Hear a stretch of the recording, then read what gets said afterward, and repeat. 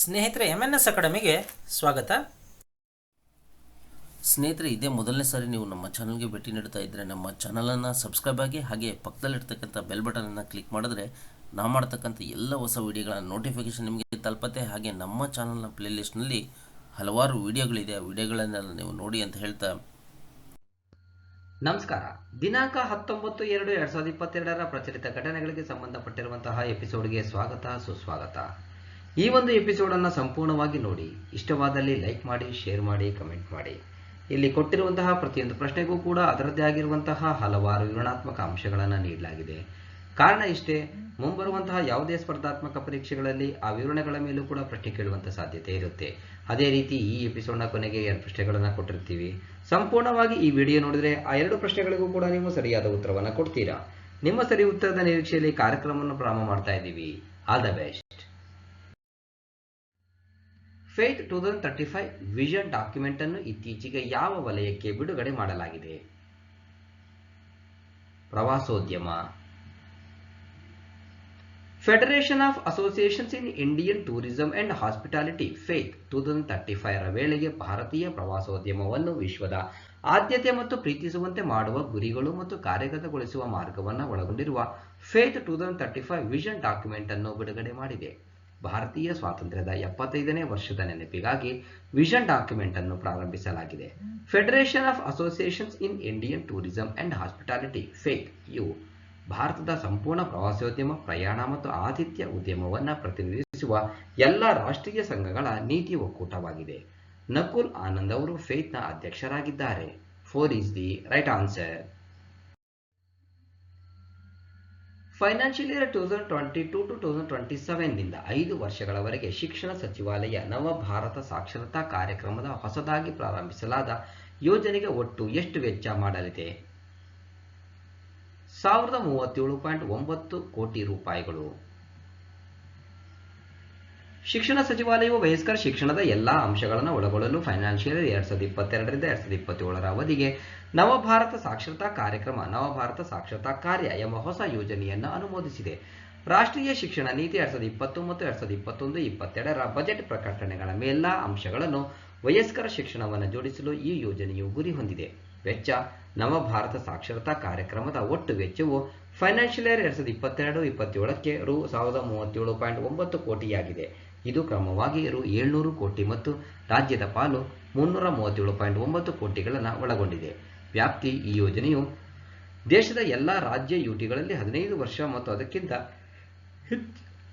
ಹೆಚ್ಚಿನ ವಯಸ್ಸಿನ ಅಕ್ಷರಸ್ಥ ಅಲ್ಲದವರನ್ನ ಒಳಗೊಳ್ಳುತ್ತದೆ. ಸರ್ಕಾರವು ಈಗ ವಯಸ್ಕ ಶಿಕ್ಷಣ ಅಂದರೆ ಪ್ರೌಢಶಿಕ್ಷಾ ಪದವನ್ನು ದೇಶದಲ್ಲಿ ಎಲ್ಲರಿಗೂ ಶಿಕ್ಷಣ ಎಂದು ಬದಲಾಯಿಸಿದೆ. ಜನಗಣತಿ ಮಾಹಿತಿ 2011ರ ಜನಗಣತಿಯ ಪ್ರಕಾರ 15 ವರ್ಷ ಮತ್ತು ಅದಕ್ಕಿಂತ ಹೆಚ್ಚಿನ ವಯಸ್ಸಿನ ದೇಶದ ಅಕ್ಷರಸ್ಥರಲ್ಲದವರ ಸಂಪೂರ್ಣ ಸಂಖ್ಯೆ 25.76 ಕೋಟಿ. ಪುರುಷರು 9.08 ಕೋಟಿಯಾಗಿದ್ದರೆ ಮಹಿಳೆಯರು 16.68 ಕೋಟಿ ಆಗಿದೆ. 2 is the right answer. NPCI international payments limited NIPL unified payments interface UPI ಅನ್ನು ಯಾವ ದೇಶದಲ್ಲಿ ಪ್ರಾರಂಭಿಸಲು gateway payment service private limited ಜೊತೆಗೆ ಪಾಲುದಾರಿಕೆ ಹೊಂದಿದೆ? Nepal. NPCI international payments limited NIPL ನೇಪಾಳದಲ್ಲಿ ಯೂನಿಫೈಡ್ ಪೇಮೆಂಟ್ಸ್ ಇಂಟರ್ಫೇಸ್ ಅನ್ನು ನಿಯೋಜಿಸಲು gateway payment service private limited ಮತ್ತು ಮ್ಯಾನಮ್ ಇನ್ಫೋಟೆಕ್ ಪ್ರೈವೇಟ್ ಲಿಮಿಟೆಡ್ ಜೊತೆ ಪಾಲುದಾರಿಕೆ ಹೊಂದಿದೆ. Gateway payment service private limited ನೇಪಾಳದಲ್ಲಿ ಅಧಿಕೃತ ಪಾವತಿ ಸಿಸ್ಟಮ್ ಆಪರೇಟರ್ ಆಗಿದೆ. ಪಾಲುದಾರಿಕೆಯು ನೇಪಾಳದಲ್ಲಿ ಪರಸ್ಪರ ಕಾರ್ಯಸಾಧ್ಯವಾದ ನೈಜ ಸಮಯದ ವ್ಯಕ್ತಿಯಿಂದ ವ್ಯಕ್ತಿಗೆ P2P ಮತ್ತು ವ್ಯಾಪಾರಿ ಪಾವತಿ ವಹಿವಾಟುಗಳನ್ನು P2M ಬೆಂಬಲಿಸುವ ಗುರಿಯನ್ನು ಹೊಂದಿದೆ. ನಗದು ವಹಿವಾಟುಗಳ ಡಿಜಿಟಲೀಕರಣವನ್ನು ಚಾಲನೆ ಮಾಡುವ ಪಾವತಿ ವೇದಿಕೆಯಾಗಿ UPI ಅನ್ನು ಅಳವಡಿಸಿಕೊಂಡ ಭಾರತದ ಹೊರಗಿನ ಮೊದಲ ದೇಶ ನೇಪಾಳವಾಗಿದೆ. 3 is the right answer. ಭಾರತದಲ್ಲಿ ತನ್ನ ಟಿಪ್ಸ್ ವೈಶಿಷ್ಟ್ಯಕ್ಕೆ ಬೆಂಬಲವನ್ನು ಸುಧಾರಿಸಲು ಟ್ವಿಟರ್ ಇಂಕ್ ಯಾವ ಕಂಪನಿಯೊಂದಿಗೆ ಪಾಲುದಾರಿಕೆ ಹೊಂದಿದೆ? ಪೇಟಿಎಂ. ಟ್ವಿಟರ್ ಇಂಕ್ ಭಾರತದಲ್ಲಿ ತನ್ನ ಟಿಪ್ಸ್ ವೈಶಿಷ್ಟ್ಯಕ್ಕೆ ಬೆಂಬಲವನ್ನು ಸುಧಾರಿಸಲು ಪೇಟಿಎಂನ ಪಾವತಿ ಗೇಟ್ವೇ ಜೊತೆ ಪಾಲುದಾರಿಕೆ ಹೊಂದಿದೆ. ಟ್ವಿಟರ್ನ ಟಿಪ್ಸ್ ವೈಶಿಷ್ಟ್ಯವನ್ನು ಬಳಸಿಕೊಂಡು ಬಳಕೆದಾರರು ಟ್ವಿಟರ್ನಲ್ಲಿ ತಮ್ಮ ನೆಚ್ಚಿನ ವಿಷಯ ರಚನೆಕಾರರಿಗೆ ಪಾವತಿಗಳನ್ನು ಕಳುಹಿಸಬಹುದು. ಭಾರತದಲ್ಲಿ 18 ವರ್ಷಕ್ಕಿಂತ ಮೇಲ್ಪಟ್ಟ ಎಲ್ಲ ಟ್ವಿಟರ್ ಬಳಕೆದಾರರಿಗೆ ನವೆಂಬರ್ನಿಂದ ಟಿಪ್ಸ್ ಲಭ್ಯವಿದೆ. ಇದು ಬಂಗಾಳಿ, ಗುಜರಾತಿ, ಹಿಂದಿ, ಕನ್ನಡ, ಮರಾಠಿ ಮತ್ತು ತಮಿಳು ಸೇರಿದಂತೆ ಭಾರತೀಯ ಭಾಷೆಗಳಲ್ಲಿ ಲಭ್ಯವಿದೆ. ಈ ಪಾಲುದಾರಿಕೆಯೊಂದಿಗೆ ಟ್ವಿಟರ್ ಬಳಕೆದಾರರು ಪೇಟಿಎಂನ ಪಾವತಿ ಸೌಲಭ್ಯವನ್ನು ಅದರ Paytm digital wallet, Paytm postpaid, by now pay litre service, debit ಮತ್ತು ಕ್ರೆಡಿಟ್ ಕಾರ್ಡ್ಗಳು ಮತ್ತು ನೆಟ್ ಬ್ಯಾಂಕಿಂಗ್ ಸೇರಿದಂತೆ ಬಳಸಲು ಸಾಧ್ಯವಾಗುತ್ತದೆ. 2 ಈಸ್ ದಿ ರೈಟ್ ಆನ್ಸರ್. ವಿಶ್ವ ಸುಸ್ಥಿರ ಅಭಿವೃದ್ಧಿ ಶೃಂಗಸಭೆಯು ಯಾವ ಸಂಸ್ಥೆಯ ವಾರ್ಷಿಕ ಪ್ರಮುಖ ಕಾರ್ಯಕ್ರಮವಾಗಿದೆ? ಶಕ್ತಿ ಸಂಪನ್ಮೂಲ ಸಂಸ್ಥೆ, ತೇರಿ. ಪ್ರಧಾನಿ ನರೇಂದ್ರ ಮೋದಿ ಅವರು ಫೆಬ್ರವರಿ 16, 2022ರಂದು ವಿಡಿಯೋ ಕಾನ್ಫರೆನ್ಸಿಂಗ್ ಮೂಲಕ ವಿಶ್ವ ಸುಸ್ಥಿರ ಅಭಿವೃದ್ಧಿ ಶೃಂಗಸಭೆಯಲ್ಲಿ ಉದ್ಘಾಟನಾ ಭಾಷಣ ಮಾಡಿದರು. ವಿಶ್ವ ಸುಸ್ಥಿರ ಅಭಿವೃದ್ಧಿ ಶೃಂಗಸಭೆಯು the energy and resources institute, ತೇರಿಯ ವಾರ್ಷಿಕ ಪ್ರಮುಖ ಕಾರ್ಯಕ್ರಮವಾಗಿದೆ. 3 ದಿನಗಳ ಶೃಂಗಸಭೆಯು ಫೆಬ್ರವರಿ 18, 2022ರಂದು ಮುಕ್ತಾಯಗೊಂಡಿತು. ವಿಶ್ವ ಸುಸ್ಥಿರ ಅಭಿವೃದ್ಧಿ ಶೃಂಗಸಭೆ 2022ರ ವಿಷಯವು ಚೇತರಿಸಿಕೊಳ್ಳುವ ಗ್ರಹದ ಕಡೆಗೆ ಸುಸ್ಥಿರ ಮತ್ತು ಸಮಾನ ಭವಿಷ್ಯವನ್ನು ಖಾತರಿಪಡಿಸುವುದು. ಶೃಂಗಸಭೆಯಲ್ಲಿ ಚರ್ಚಿಸಬೇಕಾದ ಕೆಲವು ಪ್ರಮುಖ ವಿಷಯಗಳು ಹವಾಮಾನ ಬದಲಾವಣೆ, ಸುಸ್ಥಿರ ಉತ್ಪಾದನೆ, ಶಕ್ತಿ ಪರಿವರ್ತನೆಗಳು, ಜಾಗತಿಕ ಕಾಮನ್ಸ್ ಮತ್ತು ಸಂಪನ್ಮೂಲ ಭದ್ರತೆಯನ್ನು ಒಳಗೊಂಡಿದ್ದವು. 3 ಈಸ್ ದಿ ರೈಟ್ ಆನ್ಸರ್. ಸಾಹಿತ್ಯ ಅಕಾಡೆಮಿ ಪ್ರಶಸ್ತಿ ಪುರಸ್ಕೃತ ಕವಿ ಚನ್ನವೀರ ಕಣವಿ ನಿಧನರಾಗಿದ್ದಾರೆ. ಅವರು ಯಾವ ಭಾಷೆಯಲ್ಲಿ ಪ್ರಮುಖ ಬರಹಗಾರ ಮತ್ತು ಕವಿಯಾಗಿದ್ದರು? ಕನ್ನಡ. ಕನ್ನಡ ಸಾಹಿತಿ ಕವಿ ಡಾಕ್ಟರ್ ಚನ್ನವೀರ ಕಣವಿ ಅವರು ವಯೋಸಹಜ ಅನಾರೋಗ್ಯದಿಂದ ಧಾರವಾಡದ ಖಾಸಗಿ ಆಸ್ಪತ್ರೆಯಲ್ಲಿ ನಿಧನರಾಗಿದ್ದಾರೆ. ಅವರಿಗೆ 93 ವರ್ಷ ವಯಸ್ಸಾಗಿತ್ತು. ಅವರನ್ನು ಸಮನ್ವಯ ಕವಿ ಎಂದು ಕರೆಯಲಾಗುತ್ತಿತ್ತು. ಇವರ ಮೊದಲ ಪುಸ್ತಕ ಕಾವ್ಯಾಕ್ಷಿ 1949ರಲ್ಲಿ ಪ್ರಕಟವಾಯಿತು. ಕಣವಿ ಅವರ ಜೀವಧ್ವನಿ ಕಾವ್ಯ ಕೃತಿಗಾಗಿ 1981ರಲ್ಲಿ ಸಾಹಿತ್ಯ ಅಕಾಡೆಮಿ ಪ್ರಶಸ್ತಿಯನ್ನ ಪಡೆದರು. 4 ಈಸ್ ದಿ ರೈಟ್ ಆನ್ಸರ್. ಪ್ರಧಾನಮಂತ್ರಿ ಆವಾಸ್ ಯೋಜನೆ ನಗರ, ಪ್ರಧಾನಮಂತ್ರಿ ಆವಾಸ್ ಯೋಜನೆ ಅರ್ಬನ್ PMAYU ಅಡಿಯಲ್ಲಿ 5 ರಾಜ್ಯಗಳಲ್ಲಿ 60,000ಕ್ಕೂ ಹೆಚ್ಚು ಮನೆಗಳ ನಿರ್ಮಾಣಕ್ಕಾಗಿ ಯೋಜನೆಯ ಪ್ರಸ್ತಾವನೆಗಳಿಗೆ ಕೇಂದ್ರ ಸರ್ಕಾರ ಅನುಮೋದನೆ ನೀಡಿದೆ. PMAYU ಅನ್ನು ಯಾವ ವರ್ಷದಲ್ಲಿ ಪ್ರಾರಂಭಿಸಲಾಯಿತು? 2015.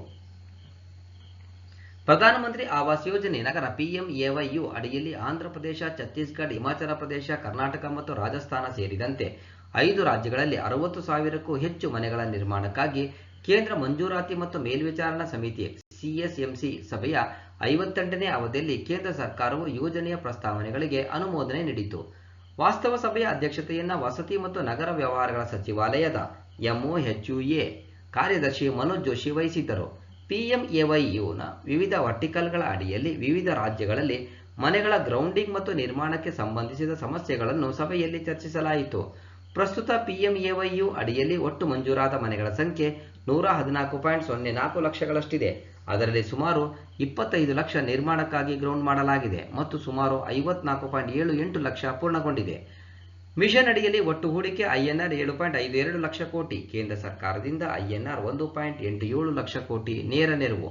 ಇಲ್ಲಿಯವರೆಗೆ INR 1.21 ಲಕ್ಷ ಕೋಟಿ ಮೊತ್ತದ ಕೇಂದ್ರ ಸಹಾಯವನ್ನು ಈಗಾಗಲೇ ಬಿಡುಗಡೆ ಮಾಡಲಾಗಿದೆ. 2 is the right answer. Gaming application A23ನ ಬ್ರಾಂಡ್ ಅಂಬಾಸಿಡರ್ ಆಗಿ ಯಾರು ನೇಮಕಗೊಂಡಿದ್ದಾರೆ? Shahrukh Khan. Online skill gaming ಕಂಪನಿಯಾದ ಹೆಡ್ ಡಿಜಿಟಲ್ ವರ್ಕ್ಸ್ ಒಡೆತನದ ಗೇಮಿಂಗ್ ಅಪ್ಲಿಕೇಶನ್ A23 ಬಾಲಿವುಡ್ ನಟ ಶಾರುಖ್ ಖಾನ್ ಅವರನ್ನು ತನ್ನ ಬ್ರಾಂಡ್ ಅಂಬಾಸಿಡರ್ ಆಗಿ ನೇಮಿಸಿಕೊಂಡಿದೆ.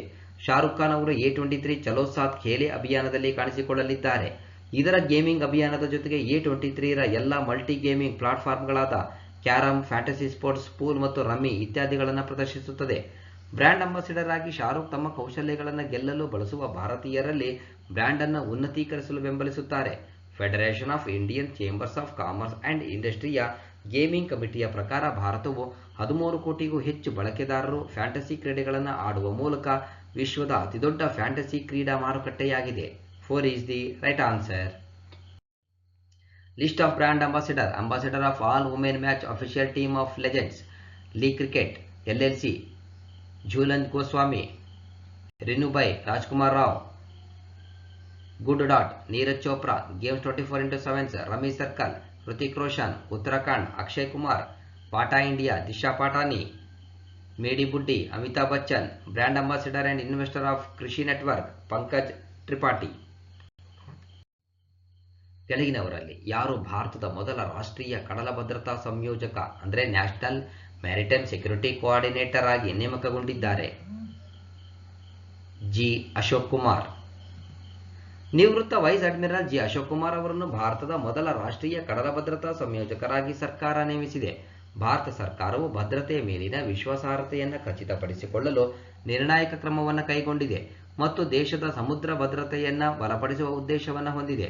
ಎನ್ಎಂಎಸ್ಸಿ national maritime security coordinator NSA Ajit Doval ನೇತೃತ್ವದ ರಾಷ್ಟ್ರೀಯ ಭದ್ರತಾ ಮಂಡಳಿಯ ಸೆಕ್ರೆಟರಿಯೇಟ್ನೊಂದಿಗೆ ಸಮನ್ವಯದೊಂದಿಗೆ ಕಾರ್ಯನಿರ್ವಹಿಸುತ್ತದೆ.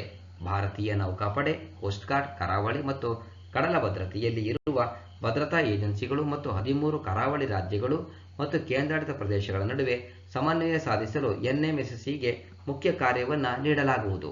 4 is the right answer. List of important heads of offices of India. Chief Justice of India V. Ramana. Chief Election Commissioner of India Sushil Chandra. Comptroller and Auditor General of India CAG Girish Chandra Murmu. Controller General of Accounts Sonali Singh. Attorney General of India KK Venugopal. National Security Advisor Ajit Doval. Solicitor General of India Tushar Mehta. Central Vigilance Commissioner Suresh N. Patel. ಕೆಳಗಿನವರಲ್ಲಿ ಯಾರು dignity in a digital age making tech work for all of us ಎಂಬ ಶೀರ್ಷಿಕೆಯ ಪುಸ್ತಕವನ್ನು ಬರೆದಿದ್ದಾರೆ? Rho Khanna. Rho Khanna ಅವರು ಬರೆದ dignity in a digital age making tech work for all of us ಎಂಬ ಹೊಸ ಪುಸ್ತಕವನ್ನು ಬಿಡುಗಡೆ ಮಾಡಲಾಗಿದೆ.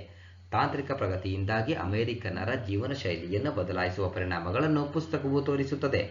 ಇದು ಡಿಜಿಟಲ್ ವಿಭಜನೆಯ ಬಗ್ಗೆ ಪ್ರಸ್ತಾಪಿಸಿದೆ, ಅಂದರೆ ತಂತ್ರಜ್ಞಾನ ಮತ್ತು ಆದಾಯಕ್ಕೆ ಅಸಮಾನ ಪ್ರವೇಶ. ಇದು ಯುನೈಟೆಡ್ ಸ್ಟೇಟ್ಸ್ ಎದುರಿಸುತ್ತಿರುವ ಅತ್ಯಂತ ಭಾರೀ ಸಮಸ್ಯೆಗಳಲ್ಲಿ ಒಂದಾಗಿದೆ. ರೋ ಖನ್ನಾ ಅವರು ಭಾರತೀಯ ಅಮೆರಿಕನ್ ಆಗಿದ್ದು, ಅವರು ಸಿಲಿಕಾನ್ ವ್ಯಾಲಿ ಪ್ರದೇಶವನ್ನು ಒಳಗೊಂಡಿರುವ ಕ್ಯಾಲಿಫೋರ್ನಿಯಾ ಜಿಲ್ಲೆಯನ್ನು ಪ್ರತಿನಿಧಿಸುವ ಯುಎಸ್ ಕಾಂಗ್ರೆಸ್ ಸದಸ್ಯರಾಗಿದ್ದಾರೆ. 3 is the right answer. ವ್ಯಾಪಾರ ತಡೆ ಟ್ರೇಡ್ ಬ್ಯಾರಿಯರ್ ಅನ್ನು ಕಡಿಮೆ ಮಾಡಲು ಭಾರತವು ಯಾವ ದೇಶದೊಂದಿಗೆ ಕಾರ್ಯಯೋಜನೆ 2022ಕ್ಕೆ ಸಹಿ ಹಾಕಿದೆ? ಜರ್ಮನಿ. ಭಾರತೀಯ ಗ್ರಾಹಕ ವ್ಯವಹಾರಗಳ ಸಚಿವಾಲಯ ಮತ್ತು ಜರ್ಮನಿಯ ಆರ್ಥಿಕ ವ್ಯವಹಾರಗಳು ಮತ್ತು ಇಂಧನ ಸಚಿವಾಲಯವು ಫೆಬ್ರವರಿ 15, 2022ರಂದು ವರ್ಕ್ ಪ್ಲಾನ್ 2022ಕ್ಕೆ ಸಹಿ ಮಾಡಿದೆ. ಇದು ಗುಣಮಟ್ಟದ ಮೂಲಸೌಕರ್ಯವನ್ನು ಗಮನಾರ್ಹವಾಗಿ ಸುಧಾರಿಸಲು, ಕಡಿಮೆ ವ್ಯಾಪಾರದ ಅಡೆತಡೆಗಳನ್ನು ಮತ್ತು ಉತ್ಪನ್ನ ಸುರಕ್ಷತೆಯನ್ನು ಹೆಚ್ಚಿಸಲು ಮತ್ತು ಗ್ರಾಹಕರ ರಕ್ಷಣೆಯನ್ನು ಹೆಚ್ಚಿಸಲು ಎರಡು ದೇಶಗಳು ಒಪ್ಪಿವೆ. 4 is the right answer. Stem cell ಥೆರಪಿಗೆ ಸಂಬಂಧಿಸಿದಂತೆ ಈ ಕೆಳಗಿನ ಹೇಳಿಕೆಗಳನ್ನು ಪರಿಗಣಿಸಿ. 1. ಈ ಸ್ಟೆಮ್ ಸೆಲ್ ಒಂದು ಅಪಕ್ವವಾದ ಅಥವಾ ವಿಶೇಷವಲ್ಲದ ಕೋಶವಾಗಿದ್ದು, ಅದು ಒಂದೇ ರೀತಿಯ ಕೋಶಗಳನ್ನು ರೂಪಿಸಲು ಮತ್ತು ವಿಭಿನ್ನ ವಿಶೇಷ ಕೋಶಗಳಾಗಿ ಬೆಳೆಯಬಹುದು. 2. ಸ್ಟೆಮ್ ಸೆಲ್ ಚಿಕಿತ್ಸೆಯನ್ನು ಕ್ಯಾನ್ಸರ್ ರೋಗಿಗಳಿಗೆ ಚಿಕಿತ್ಸೆ ನೀಡಲು ವ್ಯಾಪಕವಾಗಿ ಬಳಸಲಾಗುತ್ತದೆ ಮತ್ತು ಇದು HIV ರೋಗಿಗಳಿಗೆ ಚಿಕಿತ್ಸೆ ನೀಡುವಲ್ಲಿ ಯಶಸ್ವಿಯಾಗಿದೆ. ಮೇಲಿನ ಹೇಳಿಕೆಗಳಲ್ಲಿ ಯಾವುದು ಸರಿಯಾಗಿದೆ? 1 ಮತ್ತು 2 ಎರಡೂ ಕೂಡ ಸರಿ. ಕಾಂಡಕೋಶ ಅಂದರೆ ಸ್ಟೆಮ್ ಸೆಲ್ ಕಸಿ ನಂತರ ಮೊದಲ ಮಹಿಳೆ HIV ಯಿಂದ ಗುಣಮುಖರಾಗಿದ್ದಾರೆ ಎಂದು ವರದಿಯಾಗಿದೆ.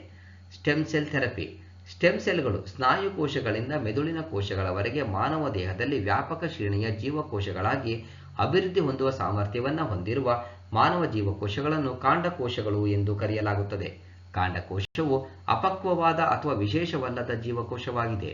ಒಂದೇ ರೀತಿಯ ಕೋಶಗಳನ್ನು ರೂಪಿಸಲು, ವಿಭಜಿಸಿ ವಿಭಿನ್ನ ಕಾರ್ಯವನ್ನು ನಿರ್ವಹಿಸುವ ವಿಭಿನ್ನ ವಿಶೇಷ ಕೋಶಗಳಾಗಿ ಅಭಿವೃದ್ಧಿಪಡಿಸಲಾಗುತ್ತದೆ.